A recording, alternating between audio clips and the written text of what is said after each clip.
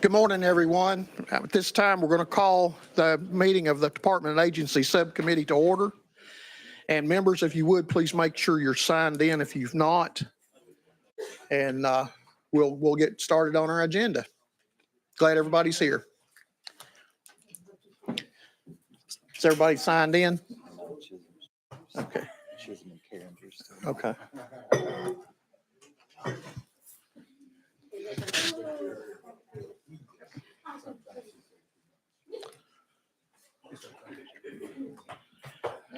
All right.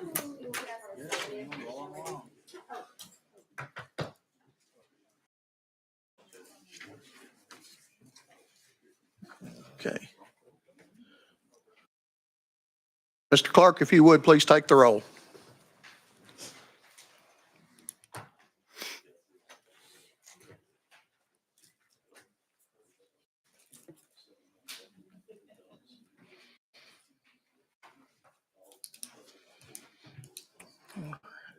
All right. If you would, Mr. Chairman, Clark. you have 8 members present. You have a quorum. Thank you.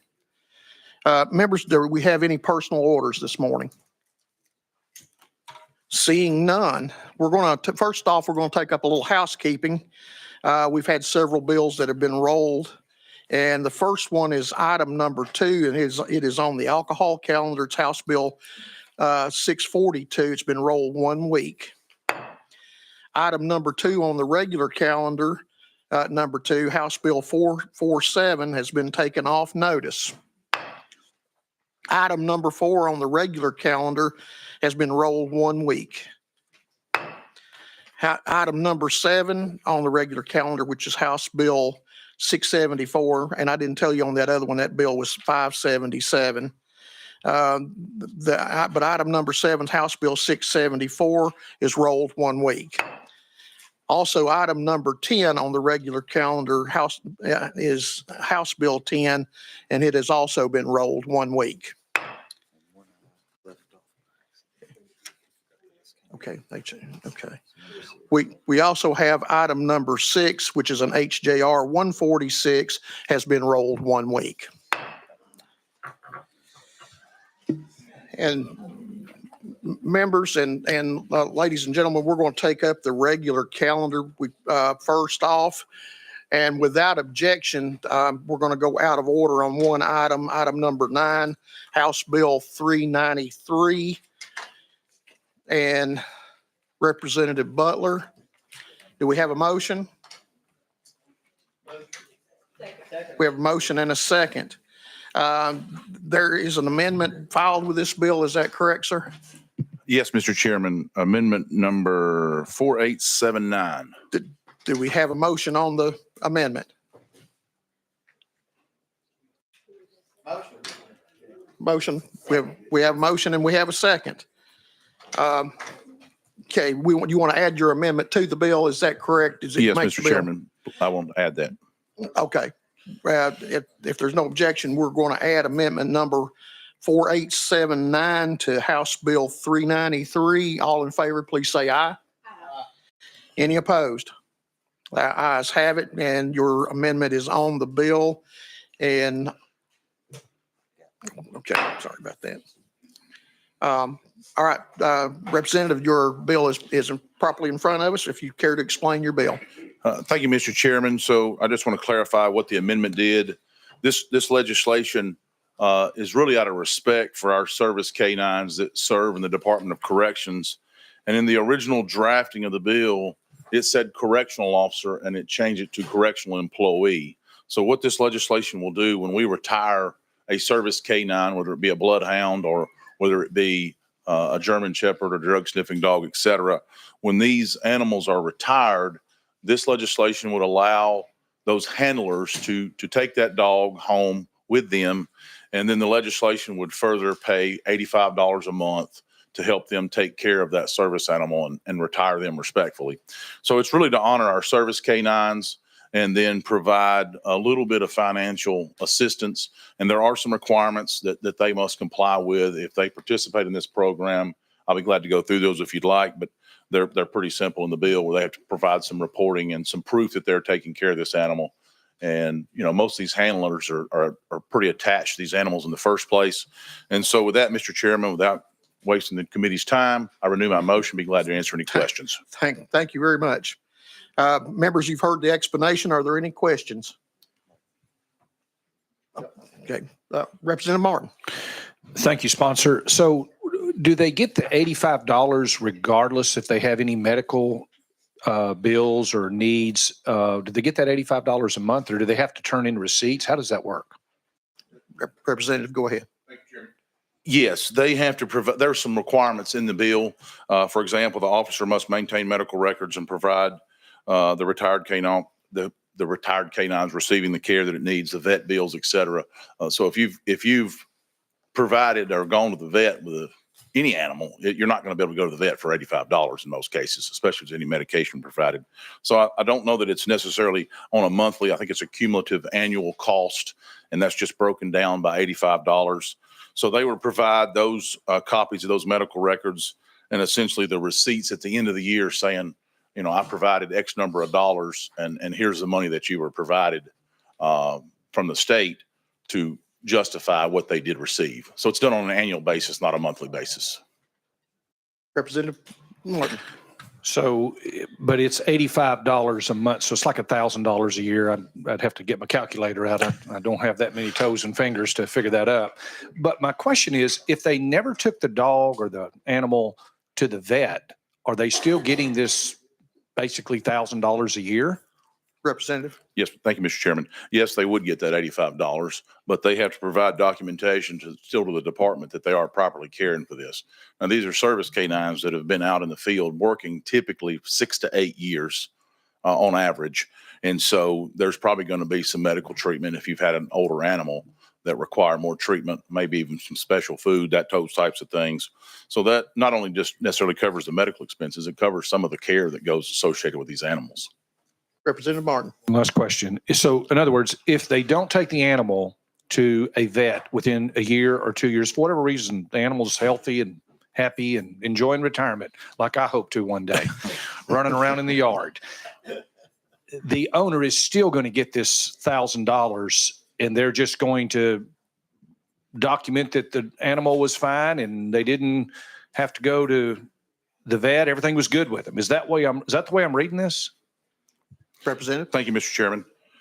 Yes, they're, but I would speculate, and that could be risky, of course, that there will be some associated cost with taking care of these service animals. Not only in the food cost, but I don't think you're going to be able to get by without going to the vet at least once a year. Of course, that's all subjective. With that, Mr. Chairman, I renew my motion. Representative Martin, are you okay? Any other questions? Question has been called on the bill. We're ready to vote. If the clerk would open the vote board.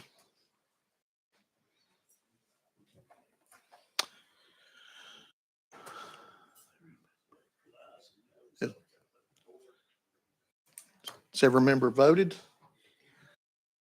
Anyone wish to change your vote? Okay, Mr. Clerk, if you would announce the vote. Mr. Chairman, you have 7 ayes. All right, Representative, your bill moves out to full committee. Thank you, Chairman and committee. Thank you. Next up is item number 1, House Bill 1090 by Representative Gant. We have a motion and we have a second. There's an amendment filed with the bill. Is that correct? Yes, and it rewrites the bill. Okay, we'll go ahead and add that to the bill. Give us the drafting code if we would, please. 004644. Okay, is there a motion to add this to the? We have a motion and a second to add the drafting code 4644 to House Bill 1090. All in favor, please say aye. Aye. Any opposed? The ayes have it. The bill is the drafting code 4644. I'm getting tongue tied on House Bill 1090 is on your bill. And if you would, please explain your bill. Thank you, Mr. Chairman and committee. This bill is brought by Speaker Sexton, and the goal of this bill is to study how we can better prepare inmates for successful reintegration into the community. The bill calls for a study on the construction and operation of a facility designed to house eligible inmates who are working to reenter society after incarceration. The study conducted by the Department of Corrections must include a list of criteria for determining which inmates are best suited to live in the facility, the percentage of inmates who are currently unable to participate in work, educational, vocational programs due to capacity issues. Third, when the optimal time for inmates to enter the facility would be. And four, the evaluation of issues associated with housing inmates in a facility where they work during the day and return at night. And the fifth is the resources needed to successfully operate the facility. And number six, an assessment of similar facilities from other states and the cost associated with constructing the facility. This study will be funded through existing resources with the Department of Corrections and must be submitted to the speakers of the House and the Senate by January of 26. By helping eligible inmates reintegrate successfully into society, this bill aims to reduce recidivism, improve public safety, and promote successful reentry into communities. Ultimately, the reentry facility would support a more effective criminal justice system, benefit individuals and their families, and improve overall community well-being. Mr. Chairman, that's it in a nutshell. Thank you. Members, we've heard the explanation. Is there any questions for Representative Gant? Seeing none, are we ready to vote? All right, members, if would, clerk, if you would open the vote, please.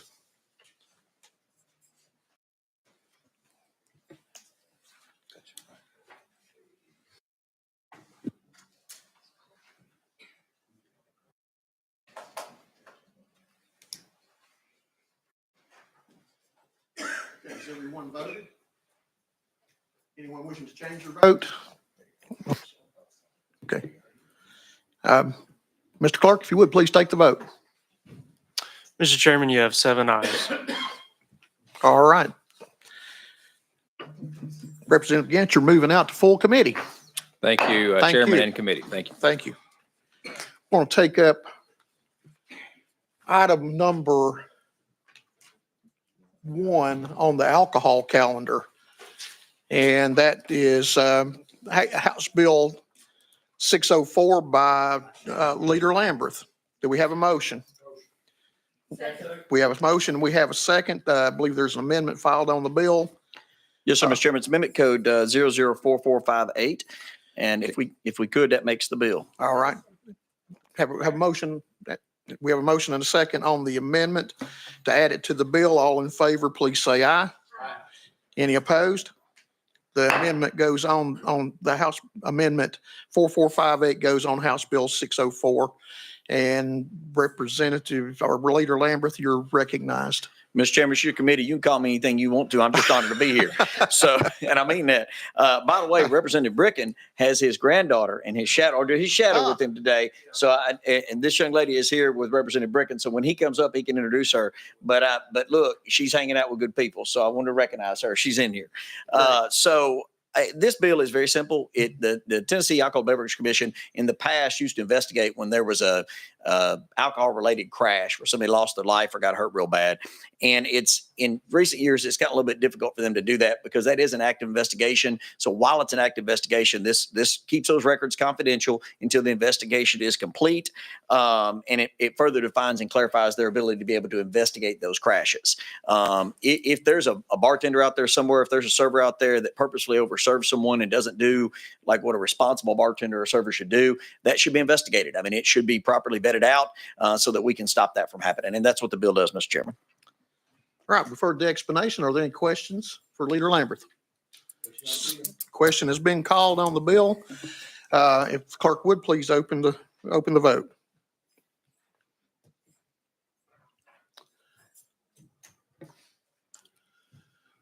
Has everyone voted? Anyone wish to change their vote?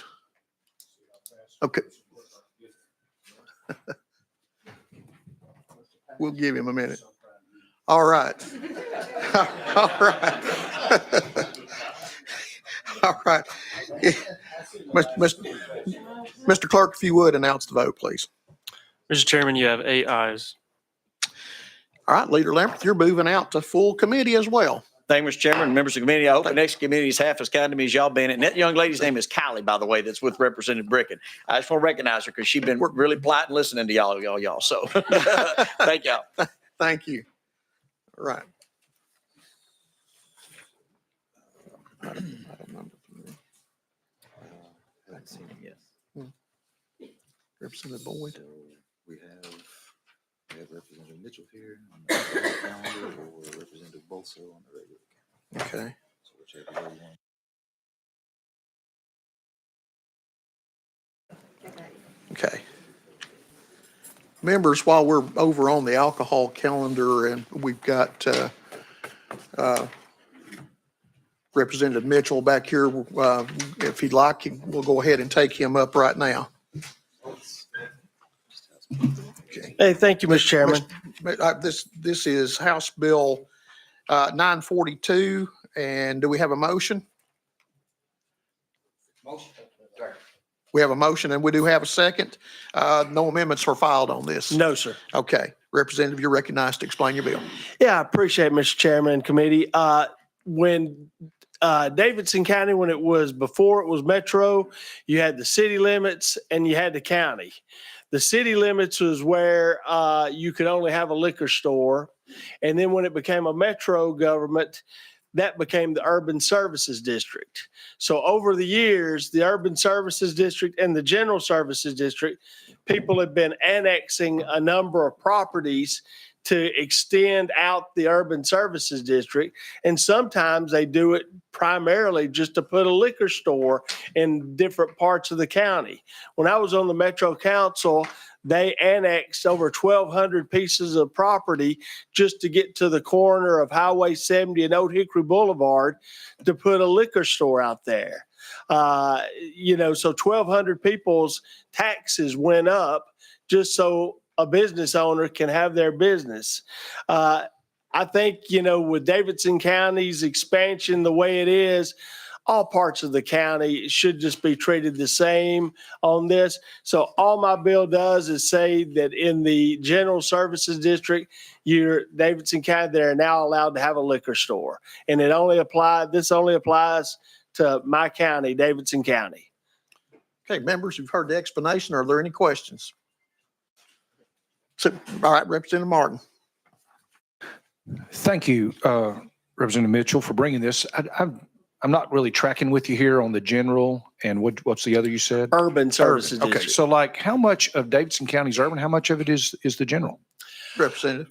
Well, you take my house district, for example, probably 90% of my house district is in the Urban Services District. And the difference between the two is if you're in the General Services District, you get trash and recycling pickup and you get street lights. If you're outside of it, you don't have street lights and you have to pay for your own garbage. Like my neighborhood, we don't want street lights and telephone lines in our neighborhood. So we're kind of happy that way.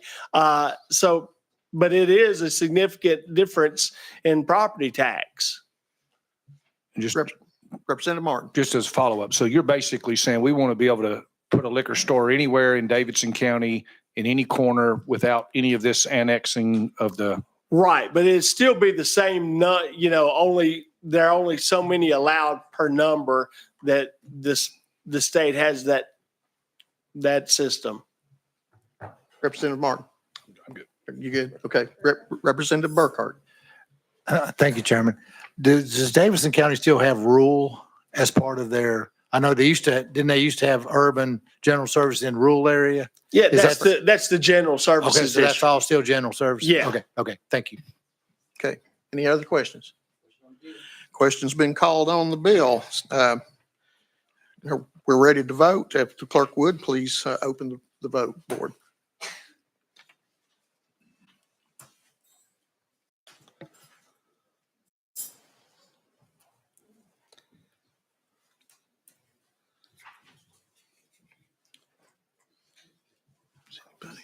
Okay.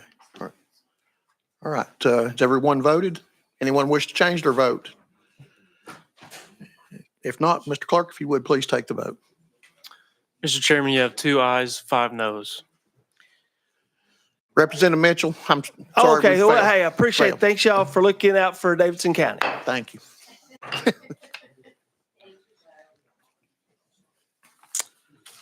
All right. If we want to go to the regular calendar, we have Chairman Bolso here.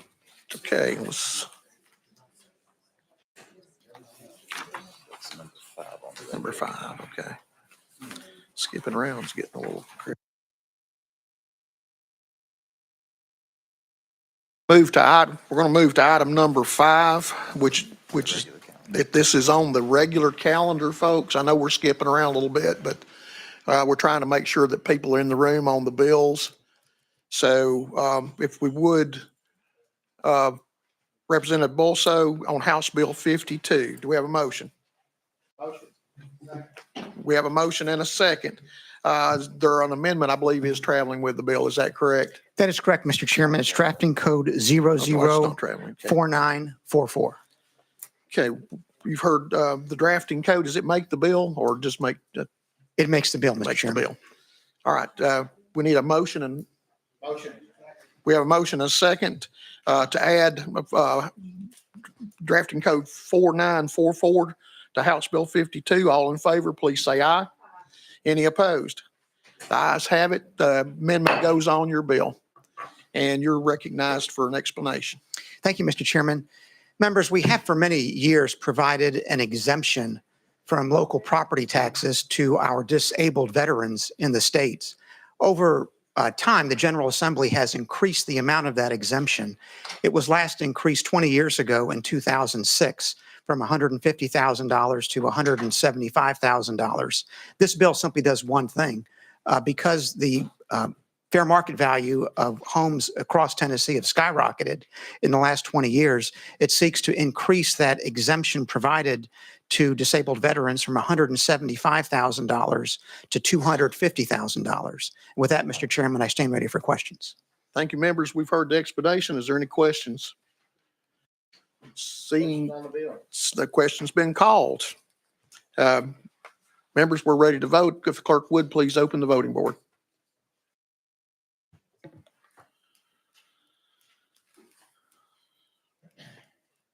Everyone voted. Anyone wishing to change their vote? Seeing none, Mr. Clerk, if you would, announce the vote. Mr. Chairman, you have 8 ayes. The ayes have it. Representative, you move out to full committee. Thank you, Mr. Chairman. Thank you, committee. Thank you.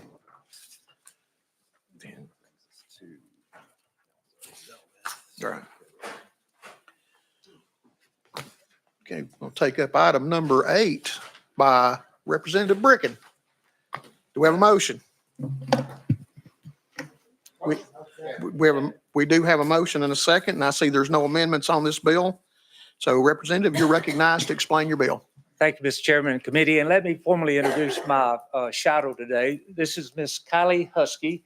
She's a 6th grader. She's from Manchester, Tennessee. She comes from a long, prominent family of Huskies in Manchester. Her dad's a great attorney. Her granddad's a great attorney. And so I'm real proud to have her with me today. So y'all We're see glad, her. we're glad you're here. So,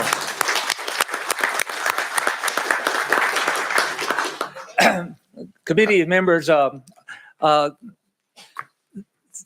legislation, I'm going to explain the legislation, would expand the State Emergency Communications Board to 11 members. It would add a city member and a county member, which would make 11 members. The bill is needed, and I'm a real advocate for the 911 system in our state. It goes back to my county commission days.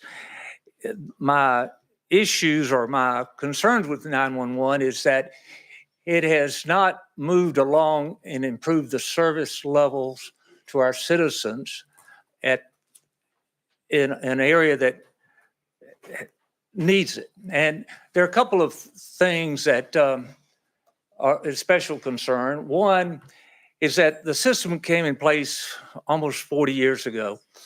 And it was primarily to fund the equipment that was needed for the 911 operations in the local districts. Well, every district, there's 105 911 districts in our state for our 95 counties. And most of those operations that were set up back in the 80s are, I'm going to say, still operating in the same methods and fundings that came about back then. And the 911 board, the 11 members, there's 5 members that are 911 directors, and then these current 4 members are at large, 2 from this, 1 from the city, 1 from the county government, 1 from the public, and 1 from the comptroller's office. Well, the general philosophy that I've witnessed over the years is that the current board, being controlled by 911 directors, kind of stays static. They really have shown very little effort in moving the districts and the state 911 system in a uniform method of delivering service and getting funded. And I mean that because there are still districts that when we think about calling 911, we think that 911 dispatcher can dispatch immediately a fire or policeman to you. There are counties that call will go to the 911 dispatcher and be transferred to the fire department or police department. And those seconds or minutes for transferring that call can make all the difference in properly delivering 911 service. And it's frustrated me on why the state board has not taken a strong effort in, I'm going to call it, forcing all 911 districts to have a unified delivery of service. The second is really the funding formula. And we'll see later in our session a resolution that will increase your 911 phone bill from $1.50 to $1.86. That's $36 million in additional fees that are going to be charged across the state for this service. The funding formula hasn't been changed probably since 2010 or 11, and there's been no accounting for counties that had rapid growth and a lot more citizens to service on their 911 district versus counties that have very little growth. So the equity formula, and this has been pointed out by the comptroller's office, the equity formula for funding the 911 service certainly should take into the consideration of growth in the counties, call volumes in those districts, and it hasn't done that. And by expanding the board to 2 more, or a city and a county manager, all I'm hoping is that this expanded board would nudge, whatever you will say, these other 5 911 directors to move forward with some of these progressive, beneficial ideas to our citizens. So again, that's it in a nutshell. Before I take this bill off notice, I will ask for any questions from the committee, and I certainly appreciate y'all listening to me. So, Members, are there any questions? Okay. Chairman Powers. Thank you, Mr. Chairman. And I know we kind of talked about this before, but I've had that question come from some of the 911, exactly how they're funded. Is it primarily, we talked about this too, about primarily coming from the bill that you were talking about a while ago that they were thinking about increasing. How much state funding is that incorporated in that? And how much county funding? Is it all a combination of those, or how is it funded? Okay. Representative thanks for Britton. the question. If this additional fee is raised, the funding from your 911 phone bill will raise $186 million statewide. the general operation across the state is in the 400 million range for the 911 operations. So you can kind of do the math, 200 and something thousand is funded from city and county property taxes that most citizens really don't realize. I think most citizens think their monthly 911 bill funds the operation. Right. And I would personally love that rate to go high enough to take all the burden off property taxes. Then we would know exactly what the service for 911 is costing. And so anyway, just from Yeah. transparency, I think we should get there eventually. But anyway, Okay. there you go. Okay, thank you. I'm good. Thank you. Thank you. Thank you. Any other questions? Seeing none, so your wish is to take it off notice. I move to take this bill off notice. Okay, this bill is off notice. Thank y'all. Thank you. We're going to move to item number 3 by Chairman Boyd. We have a motion. We have a second. See that we've got a couple of amendments. Which one would you like to? Mr. Chairman, I'd like to put amendment drafting code 4905 on the bill. Okay, members, we have an amendment. Does it make the bill, Chairman? Mr. Chairman, it does make the bill. Thank you. Members, let's add this amendment too. We got a motion. We've got a second. All in favor of adding 4905 to House Bill 1144, please say aye. Any opposed? Your amendment is on your bill, sir. You're welcome to explain. Thank you, Mr. Chairman. Committee members, I believe this may be my first time in front of this subcommittee, and I do wish that I was not with you today under the circumstances. I have had very little interaction in this is my 8th year in the General Assembly with the Department of Corrections or any of the private prisons that are contracted with. But a couple of years ago, a friend of mine who's here today that's gonna bring some testimony had a son who died in a core civic prison in Trousdale County. And I didn't have a lot of knowledge on that, but since then I have been made aware of a lot of different audit findings, the high levels of contraband, the high death rates. They're currently under Department of Justice investigation at the federal level. And so what I'm seeking to do, and I'm sure there's many different solutions or things that could be done, and I understand that there's another bill moving forward that would deal with oversight. This would simply say that if the death rate in a private prison or a county operated private prison that's subcontracted through the state, if the death rate is twice what a similar Tennessee Department of Corrections prison is, that they would start reducing the population by 10% until they can make the necessary changes and become compliant. And so, Mr. Chairman, if it pleases the chairman of the committee, could we go out of session and could I invite up Mr. Tim Leeper to testify? Absolutely. Members, we're going to go out of session to hear from Mr. Leeper. And Mr. Leeper, if you would just come up, have a seat, and just make sure your mic is on. There should be, well, she took care of you. Okay, sounds good. Okay. If you would, please state your name and where you're from for the record, and you have 3 minutes. Yes, sir. My name's Tim Leeper, and I am a contractor out of Lebanon, Tennessee. And so first of all, I want to thank the subcommittee for allowing me to come in and talk today. My son is Kylan Leeper. He turned 25 years old in a private prison in Trousdale, Turner. 2 weeks after his birthday, he was dead. Which now leaves us to raise a 4-year-old grandchild, with the help of his mother. So I'm tasked with summarizing the damage that Core Civic has done to my family and countless other families over the state of Tennessee. I'll tell you the prison's hard, but the level of misery at these private prisons is almost unbearable. There's no rehabilitative opportunity. There was an instance not long ago where there were 1,400 men on a wait list for 23 slots in a program. The chronic understaffing that goes on at these private prisons is just unacceptable.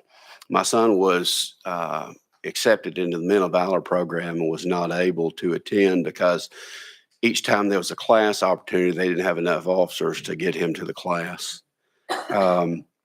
Private prisons are hard to get information on your loved one if they're hurt or killed. It's often difficult to get information on them. Families are turned away from visitation after driving multiple, couple hours one way sometimes, and not given a reason. The visitation rooms may be for 50 families for 2,500 inmates. I'm not sure how, they have the opportunity to get everybody in there. Stabbings are regular. My son was stabbed the first week he was there. Inmate violence is normal. Sexual assaults are more normal than what you think. And the fentanyl overdoses are out of control.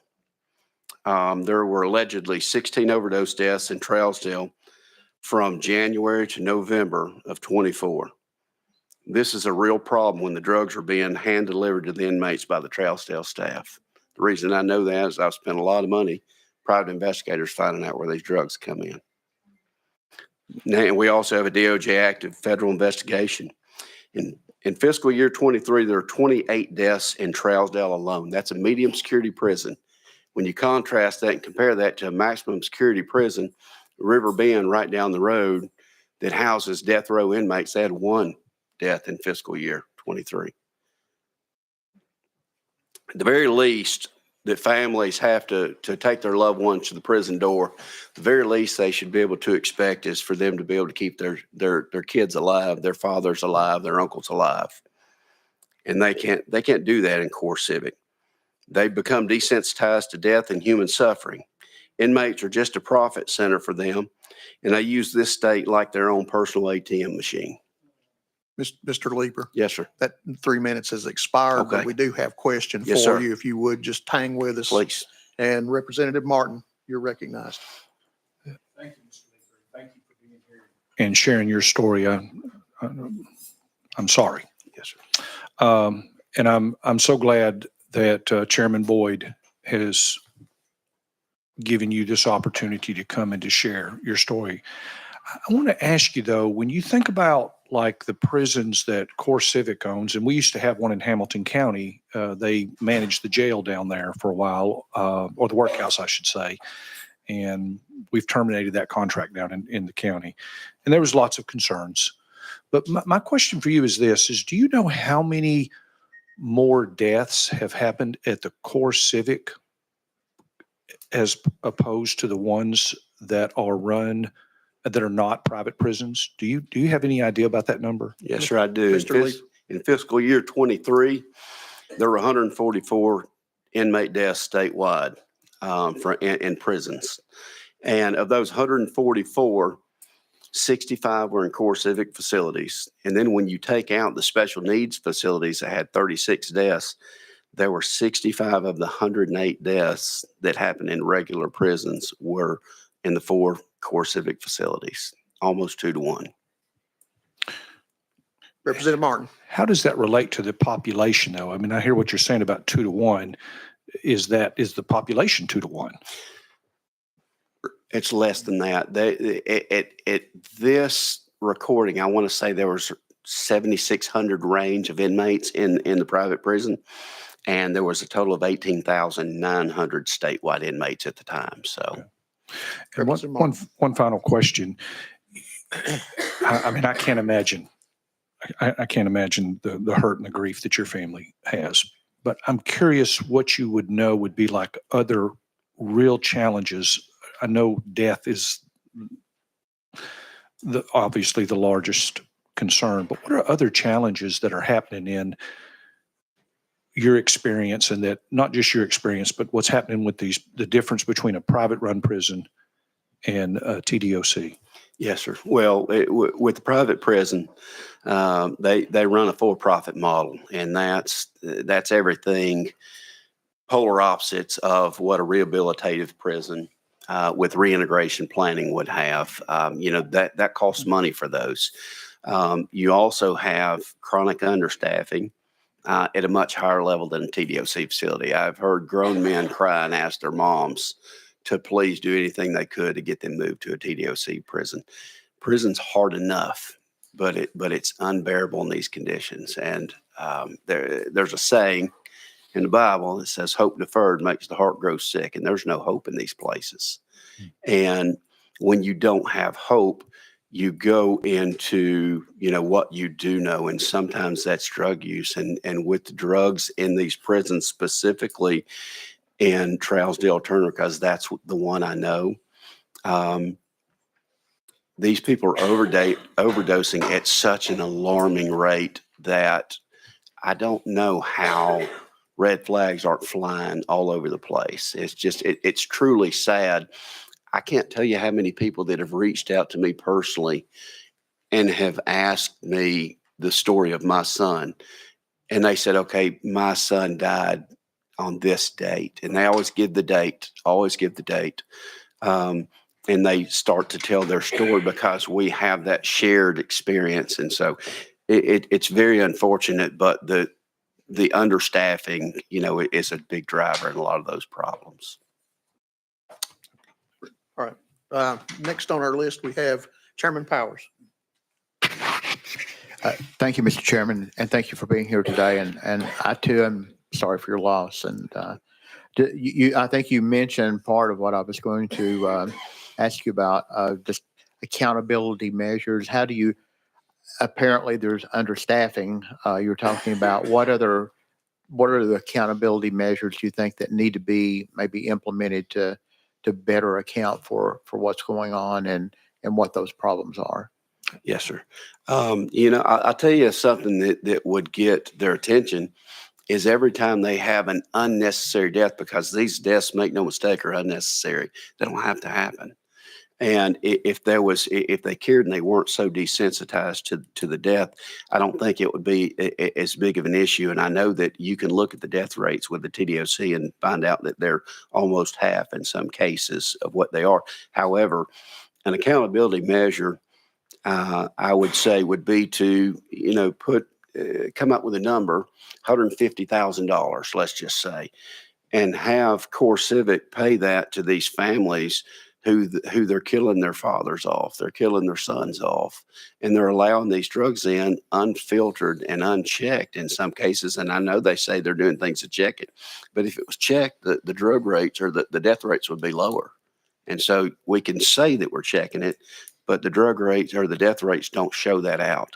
But if you take that money and you make them write that in the form of a check, and that pays for funeral expenses. Many of the people in these prisons are poor.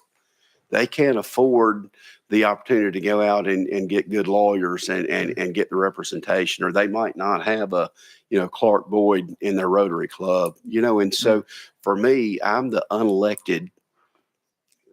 It's a job you never wanted, but it's a representative, I feel like, in some ways, for some of these people that can't speak for themselves. They reach out to me personally, but I think that if you would have the opportunity to actually find them payable to that family and not back to the state, that may have some teeth.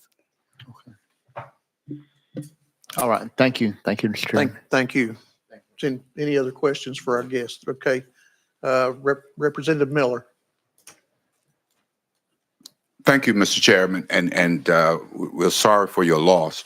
Thank you. Based on Representative Powers' questions and your answers, do you think Representative Boyd's bill has any of what you are recommending in this bill currently? I think it's a start. I think if we can take and draw down some of the numbers, I've done the financials on this, and I will tell you, if we drew around 245 inmates, which is about 10% of the population off, at $93 an inmate per day at 365 days, that's approximately $8.3 million. Now, that's real money, as long as we don't give it back to them in the form of a raise for a cost of living.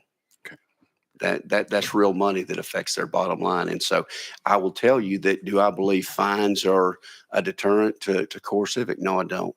I feel like if you have $244 million that you've allocated, that you've budgeted for your year, and you get $234 million, well, that's better than no $1 million. And so the fact that they still have a contract, in my mind, is incredible, because I see these people going out into eternity, and unnecessarily so. And these families that are calling me and they're asking me things like, what did you do? How did you process that? So I think that that is a beginning to answer this question. But at some point, we have to be honest with ourselves as a state and ask ourselves, how long are we going to allow private prisons in our state, and how long are we going to allow this carnage? Again, sorry for your loss. And personally, I look forward to the next committee so more members can actually, hopefully you would be there, assuming that we can get this bill out of subcommittee, but you will be available to make the same presentations to our full committee. Thank you, Mr. Chairman. Thank you. Any further questions? Seeing none, Mr. Leeper, again, we're very sorry for your loss, and we appreciate you coming before the committee and testifying. And we're going to go back in session now, but Yes, thank sir. you very much. Thank you for your time. Thank you. We are now back in session. And Chairman Boyd, do you have further comment? Mr. Chairman, committee, I asked you guys would pass this on to the full committee. I think this is a pretty good compromise based on the original amendment that we had, and I think this is something that this type of action. There's already a precedent that in some cases the Department of Corrections will go in and do this already. This would simply put it in statute. So I renew my motion. We have a question on the bill. Mr. Clerk, if you would, open the board.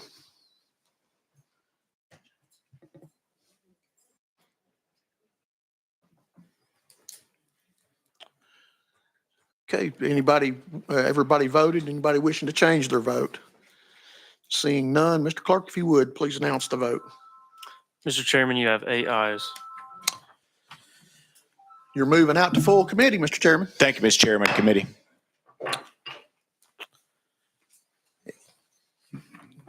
Next up is item number 11 by Representative Capley. It's House Bill 557. Do we have a motion? We have a motion and a second. I see there's no amendments, so Representative, you're recognized to explain your bill. Thank you, Chairman. I think this is the first time I've come before y'all as well, so I appreciate y'all entertaining me here. House Bill 557 establishes the State Disaster Relief Program. It's a state grant program to assist counties affected by natural disasters where the county has declared a state of emergency, but the damages do not qualify for federal disaster relief. It establishes a maximum annual grant award of $250,000 per county. And I know, Mr. Chairman, as I have and many of you have had communities in your districts that have been ravaged by storms and fires and everything else, and we're simply trying to create a program to help those counties along. So I would ask for a positive vote, and if y'all have any questions, I'd be happy to answer. Members, any questions? Seeing none, we're ready to vote. All right, Mr. Clerk, if you would, please open the voting board.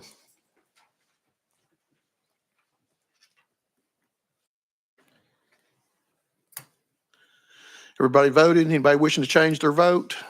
If not, Mr. Clerk, if you would, announce the vote. Mr. Chairman, you have 8 ayes. All right, the ayes have it. And Representative, you're moving out to full committee. Thank you, Chairman. Thank you, committee. So that takes us to item number 4 on the alcohol calendar. Okay, members, and we are moving to item number 4 on the alcohol calendar. And Representative Alexander's House Bill 1361. We have a motion. We have a motion and a second. I believe that there is an amendment on your bill. Is that correct? That is Representative? correct. What is that drafting code, please? 004732. We have a motion and a second on the amendment. We're going to add amendment 4732 to House Bill 1361. All in favor, please say aye. Aye. Any opposed? The ayes have it. You're on your bill as amended. Okay, thank you. House Bill 142 was brought to me by my locals who actually happen to be behind me today. It designates a portion of the downtown Johnson City as a premier tourist resort, allowing Johnson City to set its alcohol by the drink sale hours.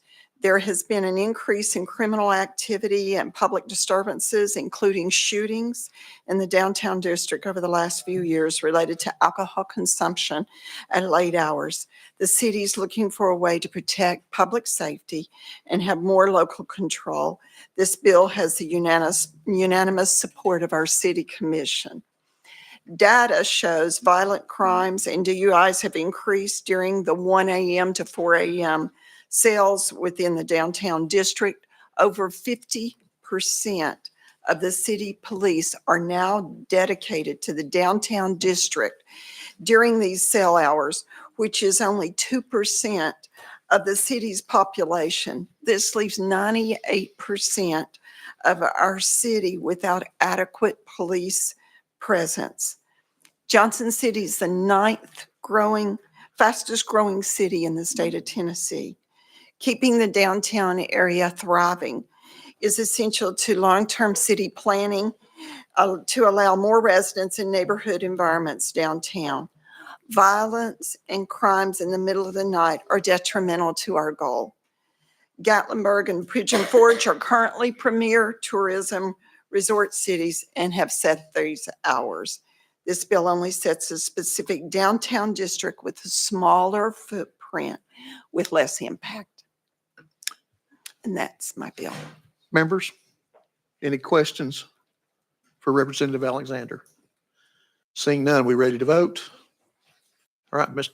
Clerk, if you would open the voting board, please.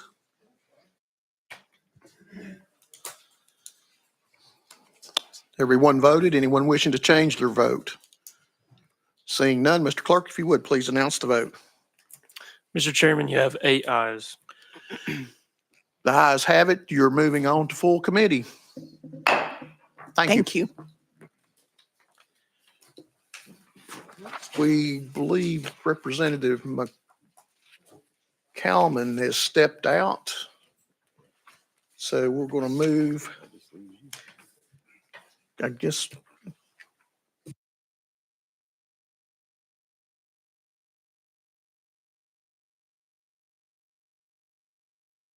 At this time, I'm going to turn the gavel over to Chairman Crawford, and we're going to take up the omnibus bill at this time, which is item number 8, House Bill 381.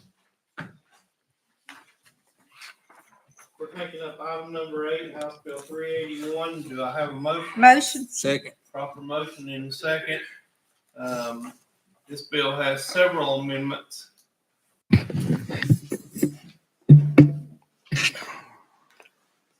Has several amendments on it. And what we'll do is I will just read the amendment number. And if you feel like you need to make a motion second, then we'll go from there. So starting with number 1, amendment number 2442. Do I have a motion?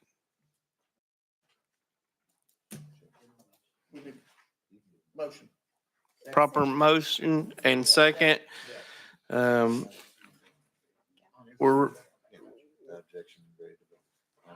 without objection, we'll place this amendment on the bill. Item number 2865. Motion. Proper motion and second. Without objection, we'll place this amendment on the bill. 2853. Motion. Proper motion and second. We'll place this amendment on the bill. Amendment number 3713. Motion. Second. Proper motion and second. Without objection, we'll place this amendment on the bill. Amendment number 3475. Motion. Proper motion and second. Without objection, we will place this amendment on the bill. Amendment number 63559. I got a proper motion and second. Without objection, we'll place this amendment on the bill. House Amendment number 82845. Motion. Proper motion and second. Without objection, we'll place this amendment on the bill.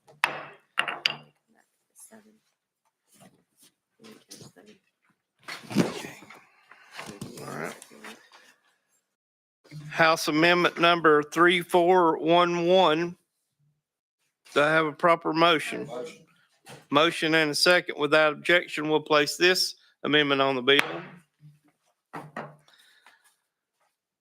4047. Motion.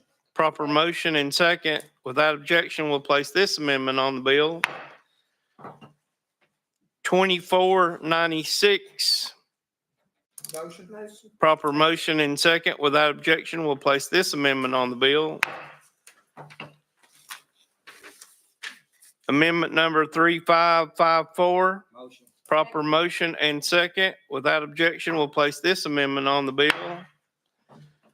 3685. Motion. Proper motion and second. Without objection, we'll place this amendment on the bill. 3803. Motion. Proper motion and second. Without objection, we'll place this amendment on the bill. 4640. Motion. Proper motion and second. Without objection, we'll place this amendment on the bill. House Amendment number 4599. Motion. Proper motion. Do I have a second? Second. Properly seconded. Without objection, we'll place this amendment